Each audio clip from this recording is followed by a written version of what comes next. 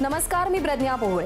क्विकहिल प्रस्तुत माझा कट्टा पॉवर्ड बाय चितळे तूप, bank of Maharashtra, Chandukaka Saraf jewels, Barva skin therapy, Sonai पशु आहार, छोकरा साबण आणि ग्रीन हार्वेस्ट या विशेष कार्यक्रमात आपल्या सगळ्यांचं स्वागत. वपू काळे असे म्हणाले की 2 घंटा झाल्यात, फुल लाईटचा प्रकाश मखमली पडद्यावर झेपावलाय. पात्रांच्या पायाच्या हालचाली रंगमंच आणि पडद्याच्या फटीतून दिसतायत. तबल्याची मनधरणी झालीये आणि उदाधुपाच्या सुगंधी वातावरणात नांदीचा सूर तुमचा वेध घेत येतो आणि अशात प्रेयसीची जरी हाक आली तरी जो जाणार नाही तो मराठी माणूस. मराठी माणसाचं हे नाट्यवेड शिखरावर पोहोचवलं ते संगीत नाटकांनी. संगीत नाटकाच्या प्रवाहाला नवी दिशा दिली संगीत मानापमान या नाटकानं आणि याच संगीत नाटकाची संहिता आता चित्रपट रूपानं आपल्यासमोर येणार आहे. कट्यार काळजात घुसलीनंतर सुबोध भावे आणखी एक संगीत नाटक रुपेरी पडद्यावर घेऊन येतोय. माध्यमांतर हे एक शिवधनुष्य असतं. संगीत हा संगीत नाटकाचा आत्मा असतो, पण जेव्हा त्याचं चित्रपटात रूपांतर होतं तेव्हा संवाद, सिनेमॅटोग्राफी, भव्य सेट्स, लोकेशन आणि नाविन्यता या गोष्टी ओघानं येतात आणि हे शिवधनुष्य पेलण्याचं धाडस सुबोध भावे आणि त्यांच्या टीमनं केलंय. गोविंदराव टेंबे, बालगंधर्व आणि काकासाहेब खाडीलकर या त्रयीनं संगीत मानापमान अजरामर केलं. त्यांनी विणलेल्या त्या भरजरी शेल्यावर या सिनेमाच्या माध्यमातून अत्तर शिंपडलं जाणार आहे. कलात्मकतेला आधुनिकतेची आणि अभिजाततेला नव्या अभिरुचीची जोड मिळणार आहे. नमन नटवरा, चंद्रिका ही जणू, खरा तो प्रेमा, रवी मी या पदांनी एक काळ गाजवला आणि आता संहितेला नव्या गीतांचा आणि सुरांचा स्पर्श होणार आहे. एक सुवर्ण अध्याय पुन्हा एकदा उलगडला जाणार आहे. त्यामुळे फार वेळ न दवडता आपणही तिसरी घंटा देऊया, पडदा उलगडूया आणि स्वागत करूया सिनेमाचे दिग्दर्शक अभिनेते सुबोध भावे, गायक आनंद भाटे, गायिका प्रियंका बर्वे, बेला शेंडे आणि अभिनेत्री वैदेही परशुराम हिचं आपण गप्पांना सुरुवात करूया. तुमच्या सगळ्यांचं स्वागत. नमस्कार.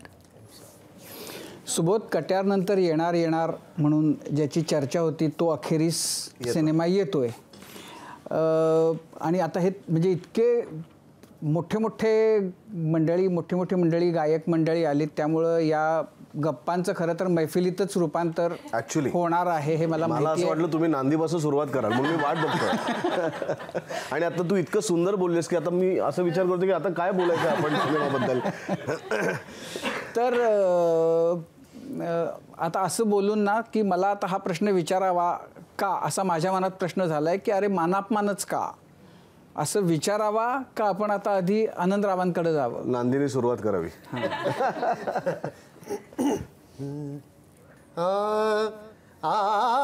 नमन नटवरा विस्मयकारा, नमन नटवरा विस्मयकारा, आत्मविरोधी कुतूहलधरा, आत्मविरोधी कुतूहलधरा, नमन नटवरा विस्मयकारा, नमन नटवरा विस्मयकारा.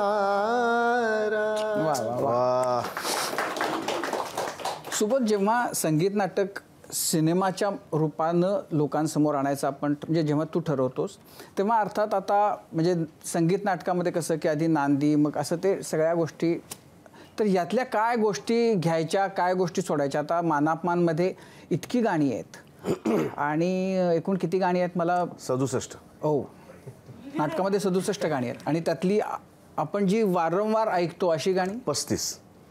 तर आता 35 गाण्यांमधून हे कसं तू काय केलंस, कसं 35 मधली कुठली गाणी घ्यायची आहे, का कसं ठरवतोस, काय करतोस तू? नाही, अवघडच आहे. अवघड आहे अशासाठी कारण हे अवघड करण्याचं काम ज्यांनी केलंय त्या समर्थ संगीत दिग्दर्शक, मराठी संगीत रंगभूमीचे पहिले संगीत दिग्दर्शक गोविंदराव टेंबे यांना आधी वंदन. की 113 वर्ष झाली या नाटकाला, 1911 साली आलेलं नाटक, पण आजही ही सगळी गाणी ऐकली की असं वाटतं की काय कालातीत गाणी आहेत आणि संगीताला मरण नाही ना, ते बस पसरत जातं वाहत जातं. तर तशी ही गाणी आहेत. आता ह्याच्यातली कुठली घ्यायची हे ठरवण्याची पात्रता माझी नाही. हे ठरवण्याची पात्रता एकाच गोष्टीची आहे, ते म्हणजे माझ्या स्क्रिप्टची. त्यामुळे संहितेला जे आवश्यक आहे ती गाणी घेतली गेली. ही गाणी घेऊया म्हणून संहिता नाही केली गेली, आधी संहिता लिहिली गेली आणि त्यावर हुकूम त्याच्या गाण्यांची रचना केली गेली. त्यामुळे अनेक उत्तम पद आहेत. जसे अनेक लोक या गाण्यांचा अल्बम रिलीज झाल्यानंतर विचारत होते की अहो तुम्ही खरा तो प्रेमा घेतलंच नाही, युवती मला घेतलंच नाही. तर त्या गाण्यांवर माझा काही राग आहे म्हणून घेतलेले असं नाही आहे, पण ज्या पद्धतीने सिनेमाची संहिता झाली आहे त्याच्यात ती गाणी बसत नव्हती. आणि जी गाणी घेतलेली आहेत, म्हणजे मला मदन भासे असेल, प्रेमसेवाचरण असेल, रवी मी असेल, किंवा शौनकनी गायलेलं रणगगन सदन नावाचं गाणं आहे, जे तसं पॉप्युलर गाणं नाही आहे, पण ते इतकं कमालीचं कंपोजिशन आहे गोविंदराव टेंब्यांचं की त्यांनी त्या गाण्याने इन्स्पायर केलं माझ्यासाठी सिनेमात जागा निर्माण करायला की हे गाणं असलं पाहिजे. आणि ते गाणं घेतलं गेलं. आणि अर्थातच शुरामी मंदिले आहेच आहे. त्यामुळे आधी सिनेमा लिहिला गेला. मानापमान या नाटकावरनं प्रेरित होऊन किंवा त्याचा एक छोटासा जर्म घेऊन पूर्ण सिनेमा आधी लिहिला गेला. तो सिनेमा लिहिताना आपल्याला हा सांगीतिक सिनेमा करायचा आहे हा विचार करून लिहिला गेला. त्यामुळे काही काही सीन्स आम्ही लिहित असताना त्या सीनला आम्ही मार्किंग करून ठेवलं की आत्ता आपण हे सीन लिहितोय पण हे गाण्यात बदलणार आहेत. म्हणजे हा सीनच असणार आहे, फक्त तो संगीताच्या माध्यमातून आपण तो परफॉर्म करायचा आहे. त्यामुळे त्याच्यावर आम्ही मार्किंग करत गेलो. आधी संहिता पूर्ण लिहिली. ते जे नाटक आहे पूर्ण ते किती वेळाचं आहे? नाटक 5 अंकी आहे. ते जेव्हा होत असे तेव्हा ते संध्याकाळी 7 ते सकाळी 7 होत असे. हो, कारण त्या गाण्यांना वन्स मोर 67 गाणी, त्याला वन्स मोर, बालगंधर्व गाणार, दीनानाथ गाणार, केशवराव गाणार, तर प्रत्येक गाण्यालाच वन्स मोर. त्याच्यामुळे ते अनएंडिंग होतं. तेव्हा तर मी असं ऐकलंय की कधी कधी काही काही गाणी आज 3 अंक उद्या 2 अंक अशीच हजर झालेली आहेत. तर तसं आपल्याला नाही आहे. आधीच आपल्याला वेळ मिळायची मारामार, थिएटर मिळायची मारामार, त्याच्यात आपल्याला 2.5 तासाचा सिनेमा 14 गाण्यांचा करायचा आहे. त्यामुळे आपल्याला प्रिसाईज राहायचं होतं. त्यातलं नाट्यही उलगडून दाखवायचं होतं. त्यातल्या इतक्या सुंदर व्यक्तिरेखा आहेत त्या लोकांसमोर आणायच्या होत्या. आणि मला असं वाटतं की मानापमानची खासियत काय की त्याच्या आजूबाजूची सगळी गाणी आहेत, म्हणजे नाटकं आहेत. शाकुंतल असेल, सौभद्र असेल, स्वयंवर असेल, ही सगळी एका पौराणिक पात्रांवरती आहेत. कृष्ण आहे, सुभद्रा आहे, किंवा ही सगळी पात्रं त्याच्यात आहेत. मला पौराणिक आणि ऐतिहासिक नाटक करायचं नव्हतं.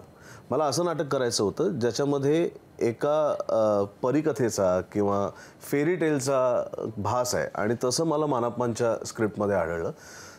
त्यामुळे संगीत चित्रपट करायचा, संगीत प्रधान चित्रपट करायचं हे ठरलंच होतं कट्यारनंतर. शंकरजींचं आणि माझं कुठला करायचं हे ठरलं नव्हतं. तो विचार करत असताना मानापमान पुन्हा एकदा वाचनात आला आणि असं वाटलं की अरे हे फार सुंदर, याच्यावर एक फॅन्टसी असलेली फिल्म होऊ शकते, एक छान परिकथा, चांदोबातल्या गोष्टी असलेली फिल्म होऊ शकते. आणि मग संगीत तर करायचंच होतं संगीत प्रधान, आणि मग त्या पद्धतीने त्याची संहिता. मला ना मानापमानच्या बद्दल म्हणजे आता त्यावेळेला त्यांनी तो म्हणजे काय विचार केला आणि आता धैर्यधराची जी सगळी त्याचा जो पोशाख आहे तो, तर तुम्ही सगळं ते तसंच घेतलं का तुम्ही काही आणखीन त्याला म्हणजे त्यातली कॅरेक्टर्स आहेत ती जशी नाटकात त्यावेळेला होत होती सादर त्या पद्धतीनं केलं का त्यातही तुम्ही तुमचं काही वेगळं बदललं ना? खूप बदललं. नाटकात काय होतं, नाटक सुरू होतं तिथे धैर्यधर ऑलरेडी सेनापती आहे. धैर्यधराचा पोशाख बघितला की ते साधारणपणे ब्रिटिश काळाच्या आसपास असलेलं नाटक आपल्याला वाटतं. ते नाटक लिहिलंच त्याच्यासाठी होतं, कारण खाडीलकरांना, लोकमान्यांचे शिष्य, केसरीचे संपादक, त्यामुळे त्यांना पारतंत्र्याच्या काळात, त्या काळात सरकारी नोकऱ्यांच्या प्रेमात पडलेल्या तरुणांना हे सांगायचं होतं की संपत्तीपेक्षा शौर्य महत्त्वाचं. म्हणून त्या नाटकाची रचना केली गेली, ती त्या पद्धतीने लिहिलं गेलं. आता काळ बदलला आहे, आपण स्वातंत्र्यात आलेलो आहोत. त्यामुळे आता धैर्यधरला जर मी परत ब्रिटिश काळात नेलं असतं तर मला परत नाटकात काय ते सगळे एका छोट्याशा याच्यात त्या सगळ्या गोष्टी आपण गृहीत धरतो. सिनेमात माझा एकदा कॅनव्हास ओपन झाला की मला त्या सगळ्या गोष्टी ॲड करणं झालं. कट्यार ऑलरेडी एका ब्रिटिश काळाशी संबंधित असलेलं नाटक होतं. त्यामुळे हा काळ आहे, हा काल्पनिक काळ आहे. तुम्ही म्हणाल तो काळ आहे, याला काहीही असं काळाचं लॉजिक नाही आहे की हा प्री इंडिपेंडन्स, पोस्ट इंडिपेंडन्स किंवा पेशव्यांच्या काळातला किंवा छत्रपती शिवाजी महाराजांच्या काळातला, असं काही नाही. ही काल्पनिक कथा आहे.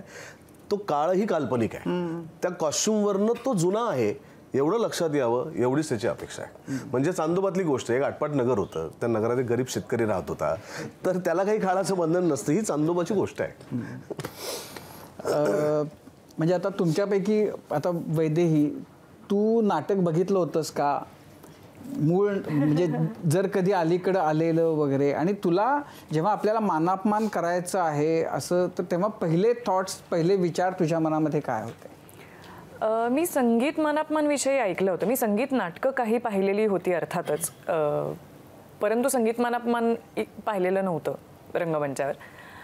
पण मला नाटकाविषयी माहिती होतं, मला कथेविषयी माहिती होतं, कारण आमच्याकडे घरात बऱ्यापैकी आईवडिलांनी ही जुनी नाटकं सगळी पाहिलेली होती. त्यामुळे कल्पना होती की नाटकाचा बीज काय आहे नाटकाचं.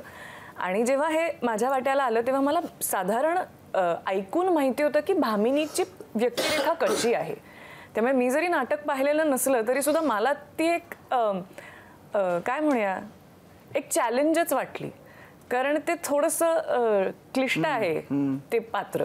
खूप शेड्स आहेत त्याला, खूप काही घडतं.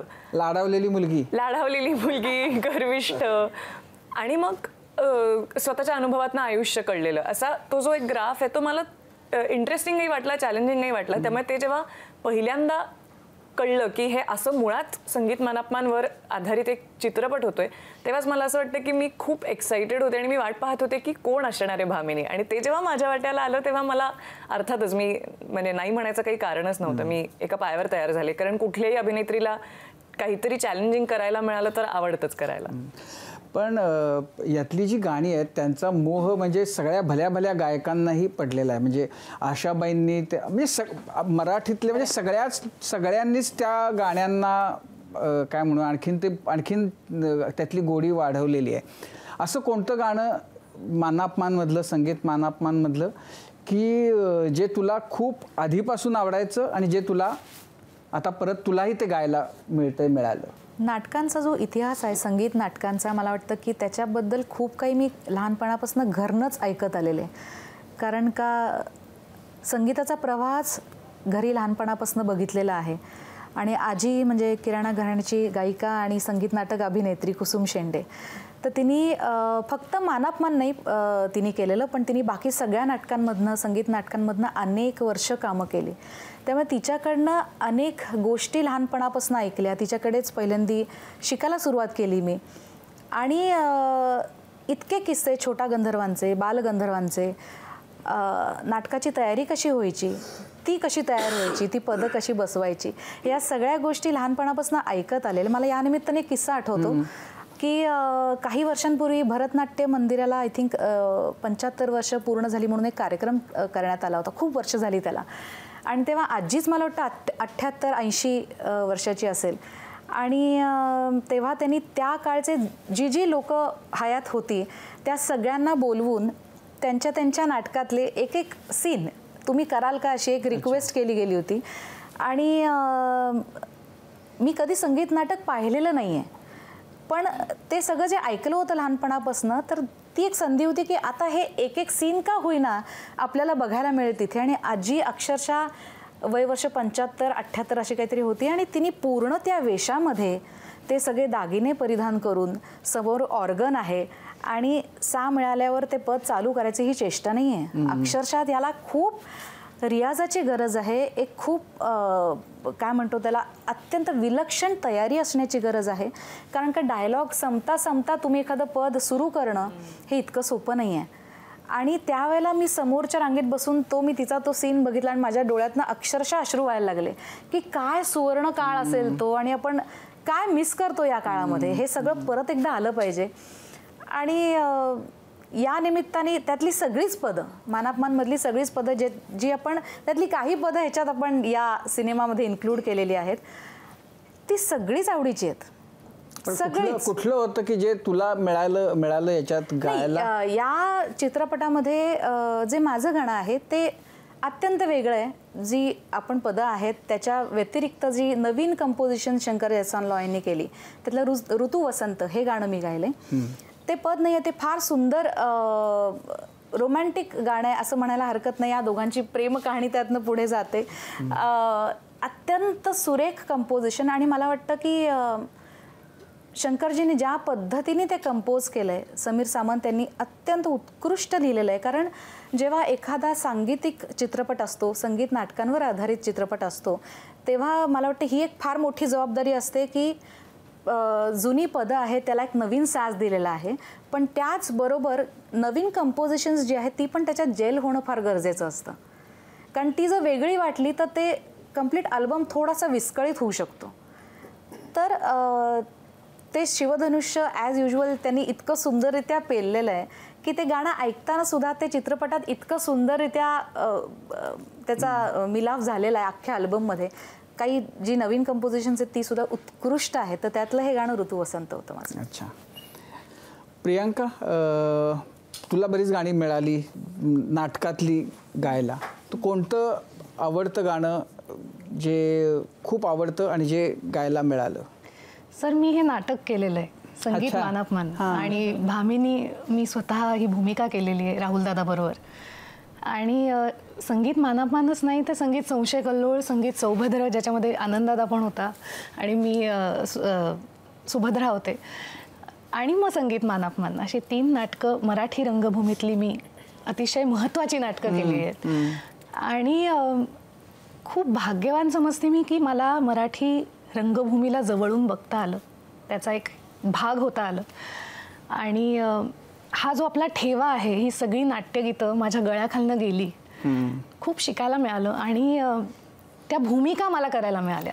माझी आजी मालती पांडे बर्वे, तिने सुद्धा अनेक मराठी संगीत नाटकं केलेली आहेत आणि तो एक वारसा पुढे चालवता आला, याचा खूप मला सांग, आता मानापमानमध्ये एकूण किती 67 पदं आहेत, त्यातली भामिनीच्या वाट्याला किती आहेत? आता इतकी सुंदर सुंदर ह्याच्यामध्ये नाट्यगीतं आहेत. आदित्य ओक आमच्याबरोबर होता तेव्हा मला आठवतं एक दिवस आम्ही सगळी नाट्यगीतं तो आम्हाला एका मागोमाग एक म्हणून दाखवत होता आणि मी आणि राहुल दादा, अरे हे पण छान आहे, अरे हे पण छान आहे, अरे हे पण छान आहे, कुठलं घ्यायचं? आणि 30-35 अख्खी आहेत, त्यातली आम्ही काहीतरी एक 20. नाही, मला प्रश्न असा की म्हणजे मुळामध्ये गोविंदरावांना सुद्धा 65 पदांना चाली देताना आपण पहिल्याला काय दिली होती हे लक्षात ठेवणं, म्हणजे किंवा गायकालाही एवढ्या म्हणजे डायलॉग लक्षात ठेवणं, पण पदं अशी ती बरं असं आहे की आता बालगंधर्व तर याच्यातली ही पदं, त्याच्यातली ती पदं, या चाली, त्याच्यातल्या त्या जागा सगळं लक्षात ठेवून करणं फार अवघड आहे. पण म्हणूनच गोविंदराव टेंब्यांचं क्रेडिट असं आहे की ते 67 म्हणजे एका आईला 67 मुलं असतील तर ती जशी वेगळी असतील तशी ह्या प्रत्येक चाली वेगळ्या आहेत. 67 चाली वेगळ्या आहेत. तर तुझं कुठलं आवडतं यातलं? नाही मी बोलत, जे मी आधीपासून माझं प्रेम आहे त्या नाट्यगीतावर आणि तेच मला या फिल्ममध्ये गायला मिळालं. ऐकवा ना मग आता. नाही मी बोलत नाथा, नाही मी बोलत नाथा, नाही मी बोलत नाथा, नाही मी बोलत, नाही मी बोलत नाथा, नाही मी बोलत नाथा, नाही मी बोलत, विनयहीन वदता नाथा, नाही मी बोलत, ओ विनयहीन वदता नाथा, नाही मी बोलत नाथा, नाथा, नाही मी बोलत नाथा, नाथा, नाही मी बोलत. पण प्रियंका, म्हणजे हे तर खूपच चॅलेंजिंग आहे की तुम्ही नाटकामध्ये तसं गाणं. मानापमानची सुरुवात मला असं वाटतं ते भामिनीच्या नाट्यपदानीच होते, म्हणजे एक डायलॉग आणि डायरेक्ट ती विंगेतनंच तिकडनंच धैर्य धरायला ऐकवते की मी कशी येणार नाही असं. काय येते? धनी मी पतीवरीनं कशी अधना, हे नाट्यगीत ती विंगेतनंच सादर करते. अच्छा. आणि नाटकातली वेगवेगळी चॅलेंजेस आहेत. आता मुघल आझममध्ये मी जेव्हा अनारकलीची भूमिका करते तिथे मी अभिनय पण करते, गाते आणि डान्स करून गाते, कारण मी बघितलंय ते. तर त्याची पण एक वेगळी चॅलेंजेस आहेत आणि त्या कॅरेक्टरमध्ये राहून आपल्याला ते भान असायला लागतं की आपण त्या कॅरेक्टर जगतोय आणि त्यातनं ते कॅरेक्टर गातंय.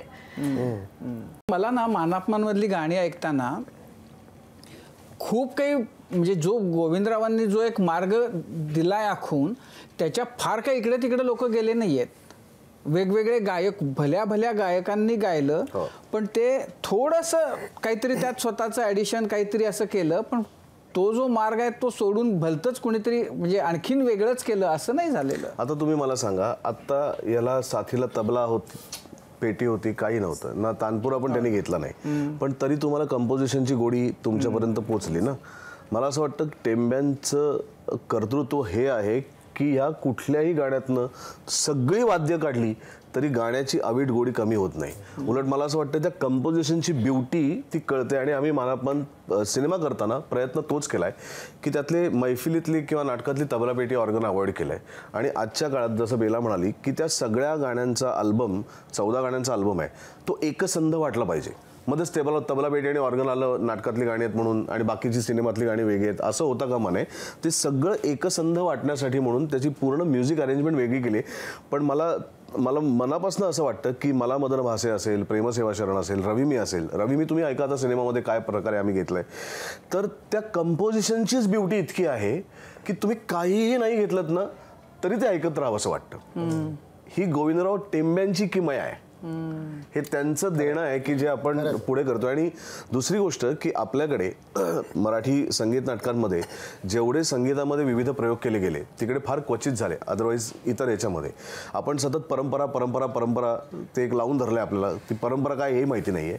तर साकी दिंडी इथपासून सुरू झालेला संगीत नाटकांचा प्रवास भास्करबुवा बखले आणि गोविंदराव टेंबे यांच्यासारख्या संगीतकारांनी त्याच्यात ठुमरी आणली, दादरा आणला, गवळण आणली, लावणीसुद्धा आणली मराठी संगीत नाटकात. वद जाऊ कोणाला शरण हे लावणीचं मराठी नाट्यपद वर्जन आहे. त्याच्या पुढे जाऊन त्याच्यात अजून जास्त किमया केली ती अभिषेकी बुवांनी. मत्स्यगंधामधली बुवांची पदं ते लेकुरे उदंड झाली. तर लेकुरे उदंड झालीमध्ये तुम्ही असं तो चंद्रशेखर जो त्यातला संगीतकार आहे तो असं लोकांशी बोलता बोलता या गोजीरवाण्या घरात माणसाला लागलाय खूळ यातली गोम अशी आहे की आम्हाला नाही मूल हे तुमच्यात आमच्यात बरका बोलायचं नाही कुठं नाहीतर तुम्ही जाल सुटून आणि निघेल माझं उठ. हे संगीत नाटकच आहे पण त्याची चाल बघा, त्याचे कंपोजिशन्स बघा. त्यामुळे आपल्या लोकांनी जे संगीत नाटकामध्ये प्रयोग केलेले आहेत ते इतके विलक्षण आहेत.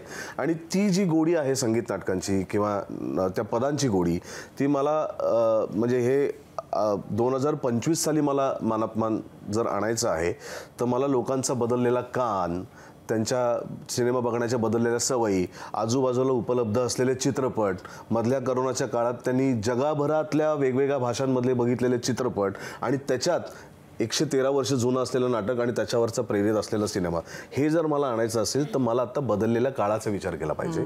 2025 मध्ये माझी भामिनी नाटकासारखी असू शकत नाही, माझा धैर्यधर नाटकासारखा असू शकत नाही. त्याला काहीतरी एक वेगळा प्रवास त्या व्यक्तिरेखांचा दिला पाहिजे, कथेचा वेगळा दिला पाहिजे. आज लोकांना साऊथचे इतके पिक्चर बघायचे आणि सतत ड्रामा बघायची सवय झाली आहे की त्या नाटकातला बरेचसे एलिमेंट्स त्या नाटकात नाही आहेत जे सिनेमामध्ये ते नाट्य निर्माण करण्यासाठी काही पात्र ॲडिशनल आणायला लागली, काही पात्र वजा करायला लागली, काही पात्रांना एक करायला लागलं. त्यामुळे असे बरेच बदल करत करत हा सिनेमा घडला. माझ्या लेखी सगळ्यात मोठं जे तुझ्यासाठीचं जे चॅलेंज आहे ते की कट्यार आला त्यावेळेला कट्यार येणार माहिती होतं पण कट्यार इतका त्याचं जे काही झालं ते होईल याचा कोणाला अंदाज नव्हता. आता असं आहे की आता कट्यारच्यामुळं मानापमानच्या बद्दलच्या अपेक्षा खूप प्रचंड अशा वाढलेल्या आहेत. तर त्याचं जे दडपण म्हणू किंवा त्याचं जे चॅलेंज आहे ते तू कसं टॅकल करतोयस? आपण जर तुलनेमध्ये अडकलो ना तर आपण कुठली कलाकृतीच करू शकत नाही. मला असं वाटतं ज्या मोकळेपणाने तुम्ही लोकांचं कौतुक स्वीकारता त्याच मोकळेपणाने त्यांची टीकाही स्वीकारावी. आणि असा काही आग्रह नाही आहे किंवा अशी काही जबरदस्ती नाही आहे की आम्ही केलेली प्रत्येक कलाकृती तुम्हाला आवडलीच पाहिजे. पण किमान ती जाऊन बघण्याचे कष्ट घ्याल आणि मग नाही आवडली तर जरूर सांगा, आम्ही मोकळेपणाने त्याचं स्वागतच करू की. पण दोन वेगवेगळ्या कलाकृती आहेत. कट्यारचं वेगळेपण त्याच्या कथेत होतं, संगीतात होतं. या गोष्टीचं वेगळेपण त्याच्या परिकथेमध्ये आहे, त्याच्या संगीतात आहे. दोन वेगळ्या कलाकृती आहेत, वेगळी माणसं आहेत, वेगळ्या व्यक्तिरेखांचा वेगळा प्रवास आहे. आणि मला असं वाटतं तरीसुद्धा माझा विश्वास आहे मराठी प्रेक्षकांवरती की आपल्याकडे मानापमान आत्ता कदाचित चांगल्या पद्धतीने लोक स्वीकारू शकतील. कारण मराठीमध्ये परिकथाच नाही आहेत, फेरी टेल्सच नाही आहेत आपल्याकडे. एकही फॅन्टसी फिल्म नाही आहे. दाखवा. मग जर मला फॅन्टसी फिल्म बघायची असेल तर मी डिझनी किंवा एखाद्या मार्वलची फिल्म बघीन. ते डिझनीवाले अजून वर्षानुवर्ष सिंड्रेला करतायत, आपण तितक्याच आनंदाने नवीन आलेली सिंड्रेला बघतोय. मग आपल्याकडची जे अत्यंत अभिजात कलाकृती संगीत मानापमान सारखी ती जर सिनेमाच्या माध्यमातून लोकांसमोर येत असेल. आज फिडलर ऑन द रूफ त्याच्यावर सिनेमा झाला, नाटक आहे. ला मिझरेबल सिनेमा झाला, नाटक आहे. साऊंड ऑफ म्युझिक सिनेमा झाला, नाटक आहे. तरीसुद्धा कालांतराने पुन्हा एकदा त्याचंच एक वेगळं व्हर्जन आपल्यासमोर येतच असतं. ला मिझरेबल 2-3 वेळा आलेलं आहे. मग संगीत मानप्पांसारख्या एका अत्यंत अभिजात आमच्याच कलाकृतीवरती, ज्याच्यामध्ये आम्ही मराठी परंपरेची, संस्कृतीची श्रीमंती दाखवतोय आणि तेच आज सिनेमाच्या माध्यमातून मांडतोय. आजच्या लोकांना रुचेल, त्यांना पटकन ते आवडेल, त्यांच्या मनाची तयारी झाली असेल अशा पद्धतीने ते मांडतोय. तर मला असं वाटतं की प्रेक्षक हुशार आहेत, त्यांना चांगलं काय वाईट काय ते कळतं आणि ते जसा कट्यार त्यांनी स्वीकारलं तशीच मला खात्री आहे की मानप्पान देखील स्वीकार. मला प्रश्न हा आहे की एखादं जेव्हा आपण असं भव्य दिव्य स्वप्न पाहतो तेव्हा चॅलेंज कुठे येतं? म्हणजे ते स्वप्न बघितल्यावर फायनान्सर शोधणं, हे इतके गायक आहेत, म्हणजे जवळपास सगळेच गायक आहेत यात, आपण ज्या गायकांची गाणी ऐकतो, अभिनेते शोधणं, की आता जसं तुम्ही अगदी सुरुवातीला उल्लेख केला ते थिएटर शोधणं, म्हणजे त्या चॅलेंजेसच्या मालिकेतला सगळ्यात मोठं चॅलेंज काय असतं? चांगला सिनेमा करणं.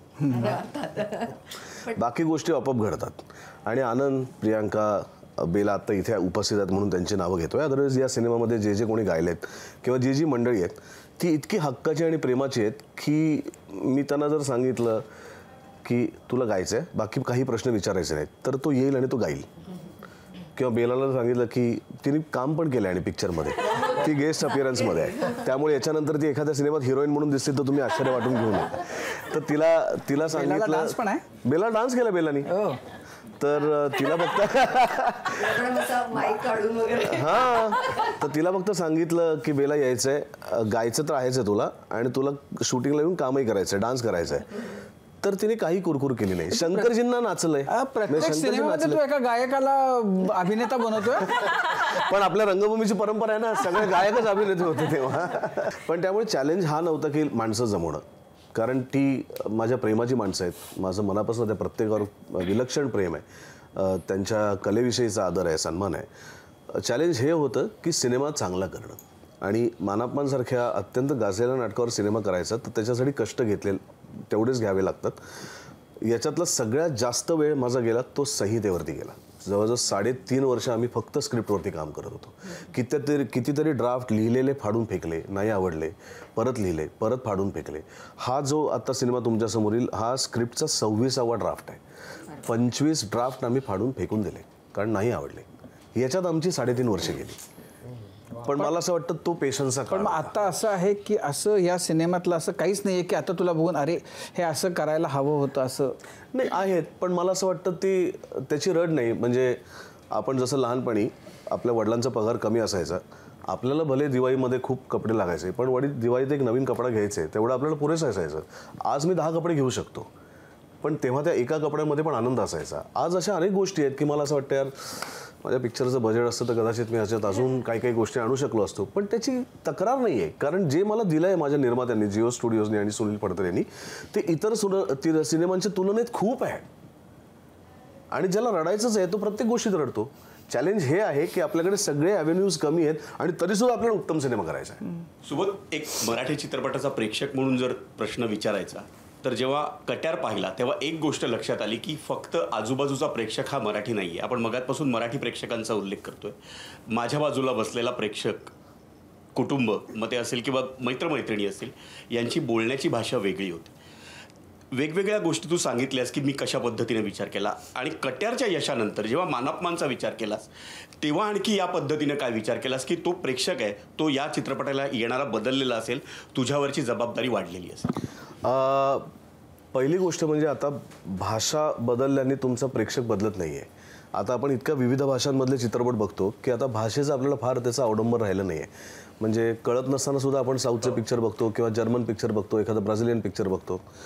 तर भाषा महत्त्वाची नाही आहे, तुम्ही काय सिनेमा मांडताय तो महत्त्वाचा आहे. आणि मानप्पान ही अशी गोष्ट आहे की ज्याला मराठी असण्याची गरज नाही आहे. एखादा मराठी न कळणारा देखील प्रेक्षक असेल त्यालासुद्धा हा विषय समजेल, त्यालासुद्धा ही गाणी आवडतील.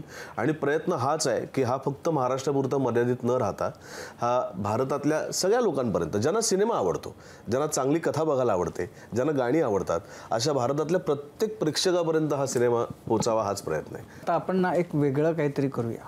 आणि ते असं की सिनेमा तर तुम्ही सगळ्यांनी मिळून केलात, कोणी ॲक्टिंग, दिग्दर्शन, गाणं म्हणून. तर आता बेला, तू वैदेहीला प्रश्न विचार काहीतरी. मी गायले आणि सुबोधनी मला त्याच्यात थोडंसं नाचायला पण लावलं. हां, तर तसं जर उलटं झालं की तुला गायला लावलं. हा आणि तू अभिनय करतोस आणि तुझा प्लेबॅक करेक्ट. वा वा बेला वा. तर आता गा. तर काय आता गा. आता गा. आणि आम्ही प्रेक्षक आहोत. नाही ती सुंदर गाते. खरंच की. हो म्हणजे सॉरी मी तुमच्या तिघांमध्ये बसून गाणारे मला प्रचंड नर्वस वाटतंय. हे बघ, असंच मला तेव्हाही झालं होतं. वाईला गेले होते शूटला.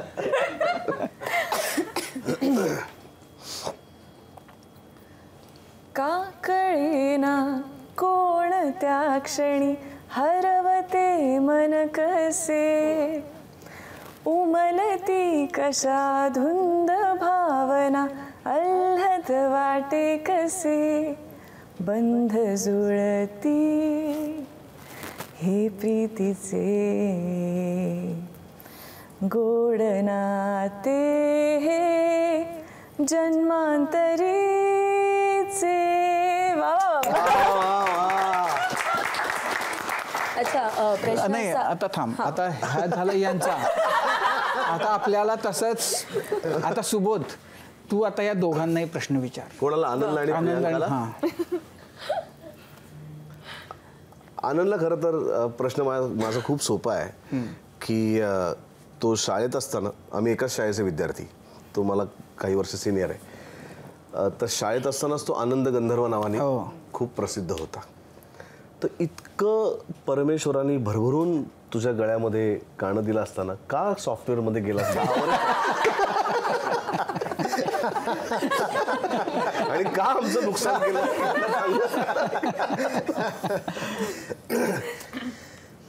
नाही मला ते गाणं आणि टेक्नॉलॉजी दोन्ही आवडायचं आणि म्हणून दोन्ही चालू राहिलं माझं. असं झालं ते. आणि भीमसेनजींकडे जेव्हा गेलो तर कधी कधी गुरु सांगतात की तू आयदर गाणं कर किंवा अकॅडमिक्स कर, ते आत्ताच ठरव काय ते मला सांग. भीमसेनजींनी तसंही केलं नाही. ते मला म्हणले की तू दोन्ही कर.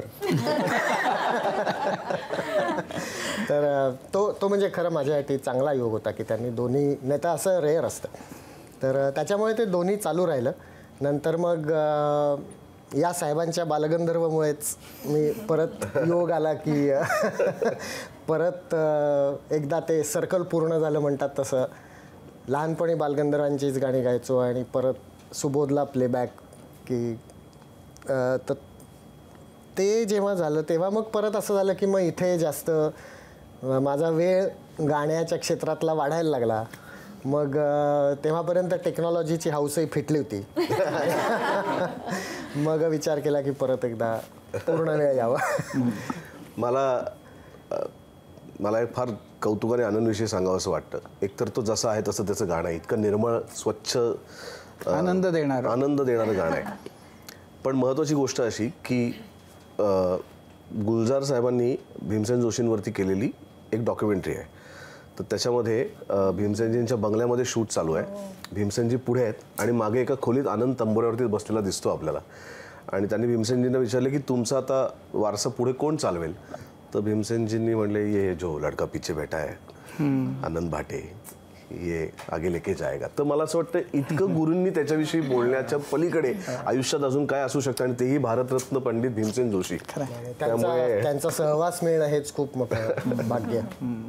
मला सुबोध भावे सरांना प्रश्न असा आहे की चित्रपटाच्या निमित्ताने आपण अनेक भूमिका साकारतो, अनेक पात्र करतो, त्या पात्रांना आपण आपलंसं करतो, आपण त्याच्या प्रेम करतो. पण जेव्हा ती भूमिका सोडायची वेळ येते त्यावेळेची भावना काय असते? आणि दुसरं म्हणजे अशी कोणती भूमिका होती जी तुम्हाला सोडताना त्रास झाला किंवा तुम्हाला ती सोडावीशी वाटत नव्हती? छान प्रश्न विचारला. एकदा त्याचे प्रिंट्स आपल्यावरती उठले ना की ते सोडून गेले तरी आपल्याला सोडत नाहीत. ते फिजिकली सोडून जातात, पण त्यांचे प्रिंट्स उमटलेत ते कधीच जात नाहीत माझ्यापासून. त्यांनी मला पराकोटीचा आनंद दिलाय, प्रचंड समृद्ध केलाय, पण कंटाळा आणि सवय लागायच्या ते मला सोडून गेले. सुबोध, मला वाटतं की तू म्हणजे मराठीमधल्या अभिनेत्यांमध्ये सगळ्यात नशीबवान असशील की तुला किती वैविध्यपूर्ण काम करायला मिळालं. म्हणजे किती वेगळेपण. आणि म्हणजे आता तर परत गोविंदरावांचीच आठवण येते की किती वेगवेगळ्या प्रकारच्या भूमिका त्या लक्षात ठेवणंही अवघड आहेत. म्हणजे कुठून कुठंपर्यंत त्यांची इच्छा, मी म्हणतो त्याचे आभार मानतो मी परमेश्वराचे की काहीही पात्रता नसताना एकतर या क्षेत्रात मी आलो, अभिनयात रस निर्माण झाला, आवड निर्माण झाली आणि मग गाण्याच्या माध्यमातून काहीही संबंध नसताना ही सगळी मोठी मोठी मंडळी, माझे मित्र माझ्या आयुष्यात आले आणि त्याच्यातनं ह्या सगळ्या पुढच्या भूमिका झाल्यात. अदरवाईज मला म्हणजे बालगंधर्व, लोकमान्य, घाणेकर, छत्रपती शिवाजी महाराज, तुकाराम महाराज, निवृत्ती महाराज, संत बसवेश्वर, पेशवा बाजीराव पहिला, तर हे सगळे लोक झेपवण्याची खरंच माझी पात्रता नाही आहे, पण ते आले माझ्या आयुष्यात, ते आले माझ्या वाट्याला आणि मला असं वाटतं की माझ्यावरचे संस्कार आहेत ते कदाचित त्या लोकांना मी भेटलो नाही, पण संस्कार त्यांचेच आहेत. शांताराम बापूंना मी भेटलो नाही, प्रभातच्या चित्रक लोकांना मी भेटलो नाही, भालजींना मी भेटलो नाही, पण यांनी जे काम केलं आहे ना आपल्याकडे, कदाचित त्याचे संस्कार कुठेतरी माझ्यावरती आहेत की आणि एक स्वप्न पाहिलं आहे मी, फक्त माझ्या चित्रपटांचं नाही, मराठी सिनेमासाठीचं स्वप्न पाहिलं आहे की कधीतरी एक दिवस असा येईल जेव्हा भारतीय चित्रपटसृष्टीची ओळख मराठी सिनेमाची असेल. अच्छा, हा सिनेमा बनतो तो देश का, अशी जेव्हा ओळख होईल ना. पण त्याच्यासाठी काय व्हायला पाहिजे? त्याच्यासाठी प्रचंड काम केलं पाहिजे, प्रचंड उत्तम सिनेमे केले पाहिजेत आणि मला असं वाटतं की आपल्या क्षमतेच्या बाहेर जाऊन केलं पाहिजे. पण आपल्याकडे तसं लिहिणारे लोक आहेत तुला दिसतात? कारण असं आहे की सिनेमा म्हटलं की सगळ्यात पहिली गोष्ट त्यातली, तर तसं लिहिणारे, तसं स्वप्न बघणारे, मोठी स्वप्न असे तुला कुठं म्हणजे वावरताना तुझा या क्षेत्रातला वावर आहे? नाही, आपल्याकडचे लिहिणारे लोक वाईट कोणीच नाही आहेत. आपल्याला स्वप्न छोटी बघायची सवय झाली, कारण आपलं बजेट नाही आहे, त्यामुळे आपण हा विचार करत नाही की आपल्याला की या प्रकारचा एक सिनेमा आपल्याला करायचा आहे. आपण पहिला हा विचार करतो की हा कोण करणार, मग त्याला बजेट कोण देणार, मग तो सिनेमा कसा पूर्ण होणार. मला असं वाटतं की बघायला पाहिजे स्वप्न, मोठी स्वप्न बघितली तर कुठेतरी आपण त्याच्या पाठीमागे किमान ते पूर्ण होण्याच्या दिशेने प्रवास सुरू होतो. आणि सगळ्यात जास्त मान, सन्मान, आदर, रिस्पेक्ट, प्रेम आणि पैसा लेखकांना दिला पाहिजे. म्हणजे आता या प्रश्नाचं उत्तर थोडं अवघड आहे की तुला स्वतः दिग्दर्शन करत असताना कम्फर्टेबल वाटतं का इतर दिग्दर्शकांबरोबर कम्फर्टेबल वाटतं? पण हा म्हणजे फार अवघड उत्तर आहे. सोपं आहे सर, इतरांबरोबरच म्हणून टाकतो. इतरांबरोबरच वाटतं कम्फर्टेबल. याचं कारण मला सांभाळणारा एक समर्थ दिग्दर्शक माझ्या समोर असतो. माझ्या बरोबर होताना माझा दिग्दर्शक माझ्यातल्या ऍक्टरवरती खूप अन्याय करतो असं मला खूप वाटतं, पण तरी तू का करतोस? याचं उत्तर पण सोपं आहे, कारण अजून एका ऍक्टरच्या डेट सांभाळा, अजून सांभाळा, हा त्रास कमी होतो ना माझा. पण आणि मला त्याला वेगळं समजावं लागत नाही. जेव्हापासून माझ्या दिग्दर्शकाच्या डोक्यात कल्पना आली, माझ्या ऍक्टरला पण तेव्हापासून गोष्ट माहिती आहे. बेला, आता नाच केल्यानंतर, ऍक्टिंग केल्यानंतर हेच जरा बरं आहे, हेच करूया असं वाटलं? नाही, पहिलं प्रेम गाण्यावरच आहे आणि ते तसंच राहिलेलं आहे. दुसऱ्याबद्दलचं प्रेम वाढलं आता. नाही, आनंद खूप झाला आणि त्याचं कम्प्लिटली श्रेय मी सुबोधला देईन त्या गोष्टीचं. कारण खरं सांगू, हे गाणं जेव्हा रेकॉर्ड झालं आणि सुबोध मला म्हणला की शूटला पण आहेस तू, असं तो नुसता बोलला होता त्यावेळेला. तर ते मी म्हणलं हा येणार बघायला आणि घरचंच आहे ना, तर मी नक्की येणार. आणि तोपर्यंत मी ते काही इतकं सिरियसली खरं तर घेतलंच नव्हतं. पण त्यांनी तारखा दिल्यानंतर की हे 2 दिवस आणि मग ते कोरिओग्राफीची प्रॅक्टिस वगैरे, मला 2 मिनिटं टेन्शन यायला लागलं, हे खरंच होते की काय. आणि मग खरंच झालं. पण तुम्हाला सांगू की जसं मगाशी सगळ्यांनीच उल्लेख केला की तिथे गेल्यानंतर संपूर्ण युनिटची ऊर्जा, जसं तू म्हणलीस, एक पॉझिटिव्हिटी. कुठे झालं तुझं शूट? वाईला. आणि सुभाष नकाशे यांनी इतकी अप्रतिम कोरिओग्राफी त्याच्यावर केलेली आहे की मी आणि शंकरजी त्याच्यात कसे सूट होऊ, किंवा ओव्हरऑल ते गाणं किती सुंदर. हो, ते पण अच्छा, आम्ही दोघंही आहोत त्या गाण्यात. त्याची अट पहिली होती की दोन्ही गायक मला सिनेमात पाहिजेत. आणि आम्ही जे काही त्याच्यावर केलं आणि या दोघांनी जी काही साथ दिली, मला वाटतं की हे फार महत्त्वाचं आहे. कारण काय, एरवी गाण्याची सवय असते, पण हे सगळं करण्याची सवय ऑन स्क्रीन कधी नव्हती. आणि हे करताना एक कम्फर्ट लेवल असणं किंवा तो एक आनंद असणं, एक सामावून घेण्याची जी एक कला असते, ती मला वाटतं सुबोधमध्ये आणि ती सगळ्यांमध्ये पसरते. मग तर त्यामुळे हेच सगळं त्या गाण्यात दिसून आलं आणि म्हणूनच ते गाणं आवडतं लोकांना, असं मला म्हणावं लागेल. वैदेही, तुला प्रश्न आहे की सध्या जर आपण फिल्म इंडस्ट्रीचा ट्रेंड बघितला तर अनेक अशा अभिनेत्री आहेत की ती एक भूमिका आपली ओळख व्हावी याच्यासाठी त्या खूप आग्रही असतात, तो लीड रोल त्यांना हवा असतो. तुझी अशी इच्छा आहे की भामिनीचा शिक्का असावा आपल्यावरती, की पुढच्या सिनेमाकडे जाताना पार्टी कोरी राहावी? मी कधीच अशी आग्रही नव्हते की मला हिरोईनचा रोल मिळावा किंवा मला ती अशी एक भूमिका मिळावी ज्याच्यामुळे लोकांनी मला लक्षात ठेवावं. माझे वडील कायम म्हणतात की आपलं प्रत्येक काम असं असावं की जे प्रेक्षकांच्या मनात घर करून जाईल. आज जेव्हा मला आणि डॉक्टर काशीनाथ घाणेकर पाहून कांचन म्हणून एखादी व्यक्ती हाक मारते किंवा सिम्बा पाहिल्यामुळे आकृती म्हणूनच ओळखते, ज्यांना कदाचित माझं खरं नाव माहिती आहे का नाही हेही मला माहिती नाही, ते ऐकल्यावर आनंद वाटतो. पण तसं आपलं प्रत्येक भूमिकेच्या बाबतीत व्हावं असंच वाटतं. म्हणजे आपलं काम तितकं सक्षम प्रत्येक चित्रपटात व्हावं जेणेकरून प्रेक्षकांना प्रत्येकच काम तेवढं आवडेल. त्यामुळे त्या अर्थी नाही, पण अर्थात माझी भामिनीकडनं पण तीच अपेक्षा आहे की लोकांनी पुढे जाऊन मला भामिनी म्हणूनही ओळखावं. अच्छा, असं म्हणतात की ताजमहाल घडवायचा असेल तर त्याच्यासाठी संगमरवर लागतो, तिकडे वीट आणून चालत नाही. आणि तुमच्या सगळ्यांची कला, त्या कलेप्रती असलेला भाव हा त्या संगमरवराएवढं शुभ्र आहे, निर्मळ आहे, नितळ आहे आणि दर्जेदार आहे. त्यामुळे या सिनेमाचा ताजमहाल मोठ्या दिमाखात उभा राहील याबद्दल काही शंका नाही. आपण मनापासून केलेली एखादी गोष्ट समोरच्याच्या मनापर्यंत नक्की पोहोचते. त्यामुळे वंदन हो पासून सुरू झालेला सिनेमाचा हा प्रवास प्रेक्षागृहातून बाहेर पडताना प्रेक्षकांच्या प्रतिक्रियांमध्ये अभिनंदन हो असं असेल अशा शुभेच्छा देते. आज कट्ट्यावर आलात त्याबद्दल अगदी मनापासून आभार. धन्यवाद. आणि यासोबत क्विक हिल प्रस्तुत माझा कट्टा पॉवर्ड बाय चितळे तूप, bank of Maharashtra, चंदूकाका Saraf jewels, Barva skin therapy, Sonai पशु आहार, छोकरा साबण आणि ग्रीन हार्वेस्ट या विशेष कार्यक्रमात आत्ता इथेच थांबूया. प्रत्येक बातमीच्या अपडेटसाठी पाहत रहा ABP माझा.